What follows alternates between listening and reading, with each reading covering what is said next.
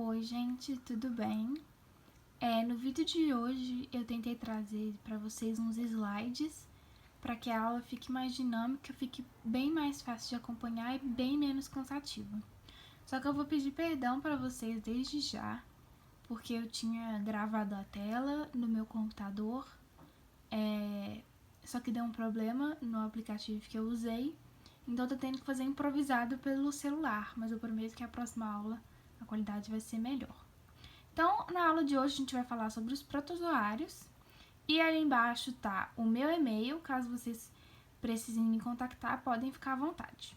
Então a gente vai falar agora sobre a estrutura corporal e a estrutura geral dos protozoários. Então eles são divididos em 4 grandes grupos, que são os rizópodes, os ciliados, os flagelados e os esporozoários, e todos eles são unicelulares, eucariontes e heterotróficos. Então, eles adquirem seu alimento, seu método de energia, de estruturas fora do seu corpo. Então, a gente vai começar falando sobre os rizópodes, que são as amebas. Elas são tanto de vida livre quanto parasitas. Seu citosol ele é dividido em 2 partes, que é o ectoplasma, que é mais externo e mais rígido, e o endoplasma, que é o mais interno e mais fluido. E a partir das mudanças desse citoplasma, é possível se formar então os pseudópodes, que são os pés falsos, dessas amebas, que possibilitam então a sua movimentação e a sua alimentação. As amebas possuem tanto vacúolo digestivo quanto contrátil, e o próprio nome já diz, então o digestivo é para digerir tudo que ela se alimenta, e o contrátil ele vai eliminar fluidos e também ajudar na locomoção. Elas se reproduzem assexuadamente por bipartição e podem gerar cistos, que são estruturas de resistência. Então aqui a gente vai ter a nossa ameba, se mexendo, se movimentando e formando os pseudópodes a partir da movimentação do citoplasma. E aqui a gente vai ter uma imagem mostrando como funciona a bipartição. Então a gente tem uma ameba única, ela forma um novo núcleo, ela se divide e formam-se 2 amebas idênticas. Então a gente vai falar agora dos flagelados, que correspondem aos tripanossomas. Eles podem ter um ou mais flagelos, alguns são acompanhados dessa membrana ondulante aqui, que a gente pode ver nessa imagem. E eles podem também ser de vida livre ou parasita, e a gente tem um grupo desses flagelados que se chamam coanoflagelados, que eles são muito similares às células presentes em esponjas, que a gente vai ver na próxima aula, que são os coanócitos. Então, eles possuem um colarinho membranoso acoplado a esse flagelo. Então, aqui a gente vai poder ver como que é esse coanoflagelado. Então, aqui a gente vai ter o colarinho. E aqui a gente vai ter um flagelado comum com a sua membrana ondulante. Falando um pouco então sobre os ciliados, eles correspondem aos paramécios, se locomovem por cílios, que diferente dos flagelos são muito menores, mas eles são muito maiores em quantidade, porque engloba o corpo todo do organismo. Eles apresentam 2 núcleos, que é um macro, que é o maior, que está ligado às atividades metabólicas, e o micro, que é o menor, que está ligado à reprodução sexuada. Eles possuem essa abertura aqui em seu corpo, que se chama citóstoma, que funciona para alimentação. Seus vacúolos contráteis são em formas de estrela e eles se reproduzem por conjugação. Então aqui a gente vai ter a movimentação dos cílios, bem pequenos, e aqui a gente vai poder ver o vacúolo se contraindo. Aqui a gente tem então uma imagem da conjugação. Então aqui a gente vai ter os macronúcleos, aqui os micronúcleos, e os paramécios vão trocar de núcleo. E é assim que eles fazem a sua reprodução sexuada e criam uma diversidade genética na espécie. E por último temos o grupo dos esporozoários, que correspondem aos plasmódios. Eles não apresentam nenhuma estrutura locomotora, porém, para se dispersar, eles produzem uma célula semelhante a esporos. Eles são apenas parasitas e eles não possuem vacúolos contráteis. Então aqui a gente vai ter os plasmódios rompendo uma hemácia e tentando, né, chegar a uma nova hemácia, exatamente aqui. Agora a gente vai falar um pouquinho sobre as protozooses, que são as doenças causadas em nós, seres humanos, por protozoários. Mas antes da gente falar sobre as doenças, a gente tem que entender os termos que a gente normalmente usa para explicá-las. Então a gente vai começar com o nosso glossário. Primeiro a gente vai ter o parasita, que é o causador da doença, o agente etiológico. A gente vai ter o hospedeiro, que é o organismo, né, o ser vivo que abriga o parasita. Ele pode ser tanto definitivo quanto intermediário.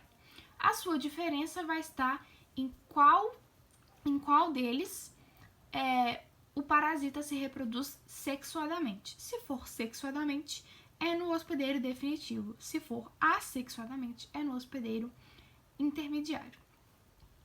Existem 2 tipos de parasitas dependentes de quantos hospedeiros ele vai ter. Se ele tiver apenas um hospedeiro, ele vai ser monoxênico. E se ele tiver mais de um hospedeiro de diferentes espécies, ele vai ser heteroxênico. O vetor vai ser aquilo que transmite o parasita, podendo ser um inseto, como o caso da doença de Chagas. E a transmissão vai ser essa movimentação de um hospedeiro para outro. Então, a transmissão vai ser o movimento, vai ser a saída de um hospedeiro para outro, e o vetor vai ser de que maneira esse parasita vai ser transmitido.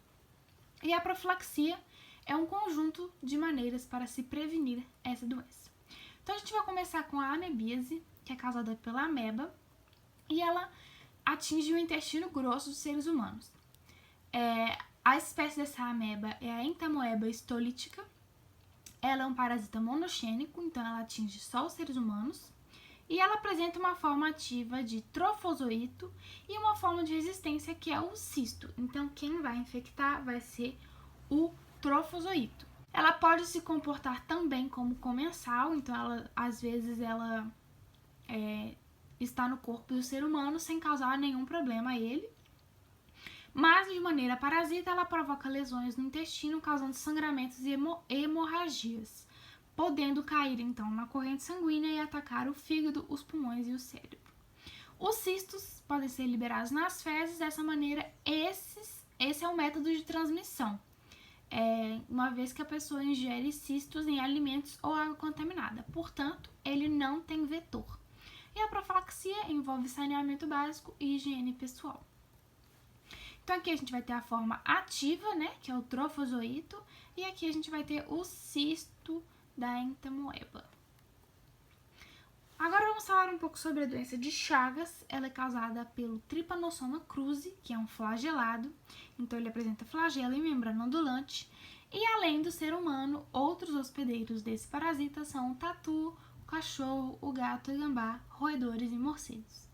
Atinge células como as fibras musculares dos 3 tipos, então esquelética, cardíaca e lisa, e também as células do sistema nervoso. A doença pode evoluir tanto de forma aguda, né, então de uma vez e rápida, como de forma crônica, que é por um longo tempo e com desenvolvimento lento. E aí na forma aguda ela pode causar a meningoencefalite ou a miocardite. E os dois estão ligados a inflamações nesses tecidos, principalmente a miocardite, que é a mais comum, que é quando os tecidos do coração ficam muito inflamados, o coração fica muito grande e aí esse músculo, né, os músculos cardíacos, não tem força para contrair e liberar sangue, bombear sangue para o corpo todo, levando a pessoa à morte. Já na forma crônica, pode ocasionar dilatações nas partes do tubo digestório. A transmissão ocorre, então, pela picada do barbeiro, que é um inseto, e o barbeiro é o seu hospedeiro intermediário, então não há ciclo de reprodução sexuada no barbeiro. E a maneira como o parasita é transmitido é de que forma? O barbeiro, ele é muito comum em casas de pau a pique, que são casas que possuem buracos no qual o barbeiro consegue se esconder. E o barbeiro tem hábitos noturnos. Então, de noite, quando a pessoa está dormindo, o barbeiro sobe nela e é muito comum picadas no rosto, porque são as partes mais expostas durante a noite. E à medida que ele vai sugando o seu sangue, ele defeca ao mesmo tempo. Só que a picada dele coça. E aí, no momento em que a pessoa coça, ela traz as fezes do barbeiro para onde ocorreu a picada, levando o parasita para a corrente sanguínea. Também é muito comum casos de o tripanossoma entrar pela conjuntiva, que é a membrana que reveste os olhos, uma vez que a pessoa pode coçar o olho durante a noite. Então, as medidas profiláticas são as melhorias nas casas, né? E o uso de inseticidas. Aqui a gente vai ter, então, as 3 formas ativas do tripanossoma e o barbeiro. O barbeiro é esse aqui. A gente vai ter o epimastigota, o amastigota e o tripamastigota. O amastigota é a forma que fica dentro das células e dos tecidos. O tripamastigota é a forma que sai nas fezes do barbeiro. Então, esse é o modo que entra na corrente sanguínea. E esse daqui é quando o barbeiro suga novamente o sangue. Essa vai ser a forma que vai entrar em contato no seu tubo digestivo. Agora vamos falar da malária, que tem como agente etiológico o plasmódio, mas a malária pode ser causada por várias espécies de plasmódio. Desde, por exemplo, o vivax, o malária e o falciparum, sendo o falciparum mais comum. Então, atinge células hepáticas, que são as células do fígado, os hepatócitos, e as hemácias, que são as células do sangue. A sua reprodução assexuada é diferenciada porque ela ocorre por esquizogonia, e ela tem como formas evolutivas os trofozoítos, merozoítos e esporozoítos. Seu hospedeiro definitivo é o mosquito prego, do gênero Anopheles, que também é o seu vetor, né? E os gametas são formados... Não vou falar desses outros. Alguns sintomas são a anemia e transtornos no fígado, baço e cérebro. Um dos principais sintomas são a febre terçã e quartã. Por quê? Porque à medida que os plasmódios rompem as células sanguíneas, né, as hemácias, isso normalmente acontece de tempos em tempos, normalmente de 3 em 3 dias ou de 4 em 4 dias. Por isso que ocorre a febre terçã ou a febre quartã, dependendo da espécie. A transmissão, então, ocorre pela picada do mosquito e a profilaxia é o combate do mesmo com o uso de repelentes e telas nas residências, além do tratamento do doente. Então, aqui a gente vai ter o ciclo dessa doença. E a gente começa aqui com a picada do Anopheles. Então, o Anopheles, ele vai inocular esporozoítos na corrente sanguínea e eles vão para as células hepáticas. Nas células hepáticas, elas vão formar um esquizonte e esse esquizonte vai estar cheio de merozoítos. Então, os merozoítos vão romper esse esquizonte e vão cair na corrente sanguínea e chegar nas hemácias. Nas hemácias, quando eles chegam nas hemácias, eles têm 2 tipos de ciclos. Ou eles formam, né, o trofozoíto imaturo, e eles podem tanto se maturar e continuar nesse ciclo infinito de infecção nas hemácias, ou esse trofozoíto imaturo, ele pode se transformar em gametócitos. Assim, quando houver uma próxima picada de um outro anófeles, ele vai sugar gametócitos que vão se desenvolver e vão formar a célula fecundada, que é o oocisto. E aí esse oocisto vai se romper, liberando novos esporozoítos, e assim se reinicia o ciclo. Então aqui a gente vai ter os tipos de células ativas, que são o esquizonte, né, que é o aglomerado, tanto de merozoítos, quanto de trofozoítos, quanto de gametas. Aqui a gente vai ter o esporozoíto, aqui o trofozoíto jovem, aqui merozoítos e aqui a gente vai ter o anófeles.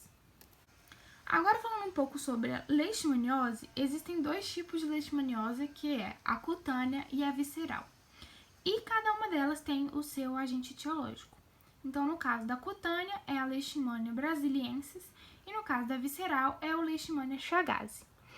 A cutânea, né, o próprio nome já diz, atinge a derme e a epiderme, e aí ela se localiza principalmente nas mucosas da boca, nariz e faringe. E a visceral atinge órgãos como o baço, fígado, medula óssea e intestino. Outros hospedeiros da leishmaniose são cães, roedores, raposas e cavalos, tanto na forma cutânea quanto visceral.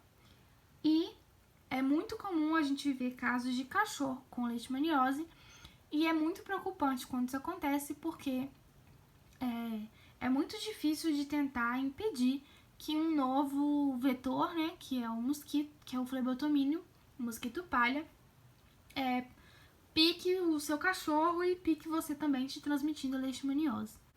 Apresentam duas formas evolutivas, que é o promatigota e o amastigota.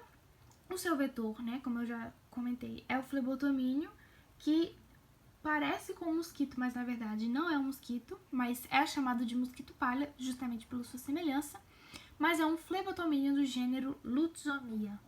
E a profilaxia, então, se dá com o uso de repelentes, telas nas casas e inseticidas. Então, aqui a gente vai ter o ciclo da leishmaniose. Então, ele também começa aqui com a picada do flebotomínio, que vai inocular promatigotas na sua corrente sanguínea. Esses promatigotas vão se unir a macrófagos, que vão se espalhar pelo corpo todo. E assim que eles chegarem no lugar em que eles pretendem, eles se transformam em amastigotas e rompem todos os macrófagos para cair na corrente sanguínea. Assim, a partir do momento em que um outro flebotomínio pica essa pessoa, ele suga os amastigotas, que se transformam em promastigotas novamente, e o ciclo se reinicia. Então aqui a gente tem o promastigota, aqui o amastigota, e aqui a gente vai ter o mosquito palha, que é o flebotomínio. E para finalizar, a gente vai ter a giardíase, que tem como agente etiológico a Giardia intestinalis. Ela também é um parasita monogênico e ataca o intestino delgado dos seres humanos. Assim como a amebíase não tem vetor, uma vez que a transmissão ocorre a partir da ingestão de cistos. E a Giardia, ela tem capacidade de formar uma camada nas paredes do intestino, impedindo a absorção, e induz também a perda de microvilosidades. Então, as medidas profiláticas também são saneamento básico, higiene pessoal e tratamento do doente. Então, aqui a gente vai ter a Giardia, que ela tem bem essa característica de que parece que ela tem um rostinho, e aqui o cisto da mesma. Então é isso, pessoal. Eu espero que vocês tenham gostado, espero que a aula tenha sido mais dinâmica.